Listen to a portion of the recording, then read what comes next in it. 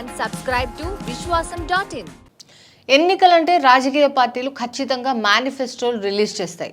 ఇటీవల కాలంలో నియోజకవర్గ స్థాయి మేనిఫెస్టోలు కూడా అభ్యర్థులు రిలీజ్ చేస్తున్నారు. అలాంటిది రాష్ట్ర స్థాయి మేనిఫెస్టో అంటే ఇంకా ఎన్నో అంచనాలు ఉంటాయి కదా. జనరల్లీ చంద్రబాబు సూపర్ 6 పథకాలను ప్రకటించి ప్రజల్లోకి వెళ్తున్నారు. చివరి సిద్ధం సభలో జగన్ మేనిఫెస్టో ప్రకటిస్తారని ఆ పార్టీ నేతలు చెప్పారు, కానీ ప్రకటించలేదు. తర్వాత ఉగాదికి ప్రకటిస్తా అన్నారు, కానీ అప్పుడు కూడా ఊసలేదు. అయితే రుణమాఫీ హామీ ఉంటుందన్న లీకులు మాత్రం వచ్చాయి. పాత మేనిఫెస్టోలో నవరత్నాలతో పాటు కొత్త పథకాలను మేనిఫెస్టోలో చేర్చాలని సీఎం జగన్ నిర్ణయం తీసుకున్నారని వైసీపీ వర్గాలు చెప్తున్నాయి. కానీ ఇంకా ప్రకటన అయితే రాలేదు. అయితే ప్రతి సభలోనూ జగన్ చంద్రబాబు మేనిఫెస్టోను ప్రజలు నమ్మరు అనే చెప్తున్నారు. జగన్ అదే ధైర్యంతో ఉన్నారా? ప్రజలు చంద్రబాబును నమ్మరనే తన మేనిఫెస్టోను రిలీజ్ చేయడం లేదా? అసలు సంగతి ఏంటి? ఇంట్రెస్టింగ్ డీటెయిల్స్ చూసే ముందు విశ్వాసం.in సబ్స్క్రైబ్ చేయండి, లైక్ చేయండి. వైసీపీ పథకాలను పోలినట్లుగా సూపర్ 6లో కొన్ని పథకాలు.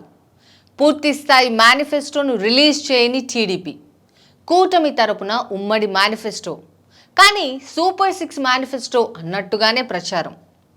ఆంధ్రప్రదేశ్ ఎన్నికల రాజకీయాల్లో ప్రస్తుతం మేనిఫెస్టో అంశంపై ప్రధాన ప్రతిపక్షమైన టీడీపీ ముందు ఉందని చెప్పుకోవచ్చు. భవిష్యత్తుకు గ్యారంటీ పేరుతో సూపర్ 6 పథకాలతో తొలి దశ మేనిఫెస్టోను ఆ పార్టీ రిలీజ్ చేసింది. రాజమండ్రిలో నిర్వహించిన ఆ పార్టీ మహానాడులో సూపర్ 6ను చంద్రబాబు ప్రకటించారు. తల్లికి వందనం, ప్రస్తుతం అమలు చేస్తున్న అమ్మఒడి పథకానికి శ్రీనిధి పథకం వైఎస్ఆర్ చేయూతకు కాపీ అని రాజకీయ విశ్లేషకులు అభిప్రాయం వ్యక్తం చేస్తున్నారు.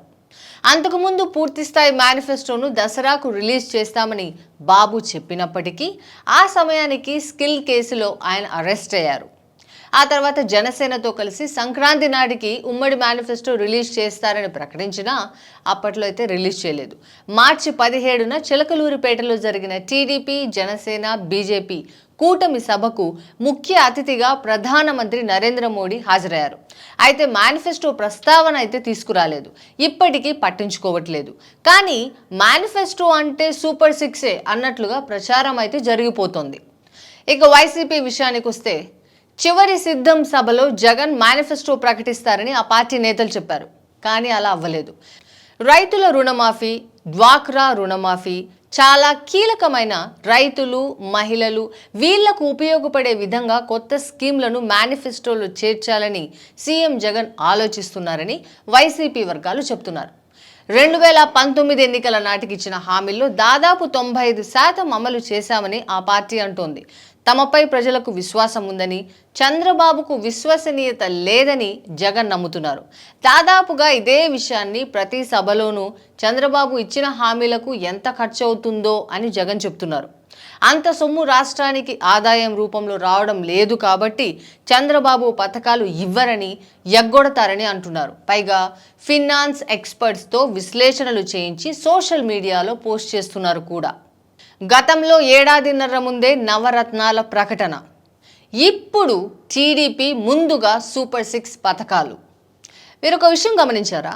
2019 ఎన్నికలకు సుమారు ఏడాదిన్నర ముందే నవరత్నాల పేరుతో వైసీపీ కొన్ని హామీలను ప్రకటించింది. వాటిని విస్తృతంగా ప్రజల్లోకి తీసుకువెళ్ళింది.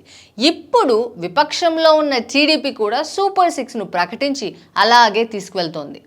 అయితే ప్రస్తుతం అధికారంలో ఉన్న YCP manifesto విడుదలలో వెనుకబడింది.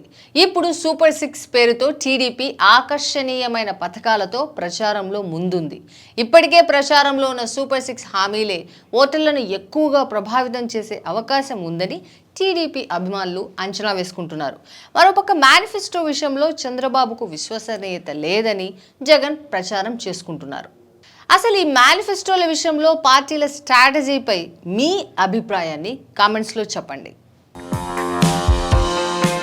Like, share and subscribe to Vishwasam.in.